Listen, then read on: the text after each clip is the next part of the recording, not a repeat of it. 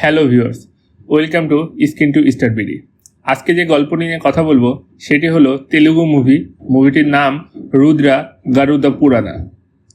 এই ছবিটি একটি পুলিশ অফিসারকে দেখানো হয় যে সাইকো টাইপের, যে কারোর কথা শোনে না, যার যখন যেটা ভালো লাগে সে সেটি করে, যার ফলে সে তার সিনিয়রদের কমান্ড অমান্য করে, তার ট্রান্সফার করা হয় করে এমন একটি জায়গায় দেয়া হয় সেখানে যেই এমএলএ থাকে তার ছেলে কিডন্যাপ হয় এবং এই কেসটি এই পুলিশ অফিসার অর্থাৎ রুদ্রাকে দেওয়া হয়।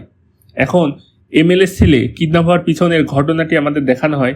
সেটি হলো 25 বছর আগে একটি বাস দুর্ঘটনা ঘটে, যেখানে বাস ড্রাইভার সহ 50 জন শিক্ষার্থী মারা যায়। সেটির স্কুলের ট্রিপ ছিল এবং তার মধ্যে শিক্ষার্থীরা ছিল।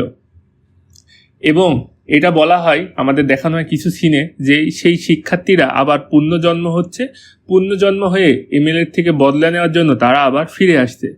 এর মাঝে আমাদের কালো জাদু দেখানো হয়, কিছু পুরোহিতকে দেখানো হয় এবং যেই স্টুডেন্টরা পুনর্জন্ম হচ্ছে তাদেরকেও আমাদের দেখানো হয় তারা রুদ্রার সাথে থাকছে, অর্থাৎ রুদ্রকে তারা গাইড করছে কিভাবে এমএলএকে মারবে, মেরে তারা প্রতিশোধটি নিবে।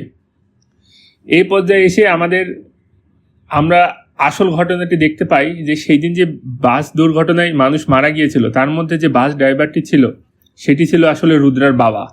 রুদ্রার বাবা মারা যায় এবং রুদ্রা তার বন্ধুদের সঙ্গে মিলে এই প্ল্যানটি করে কিভাবে এই এমএলএকে মারা যাবে, যার ফলে তারা ছেলেকে কিডন্যাপ করে এবং এমএলএকে নিয়ে এসে তারা মারে।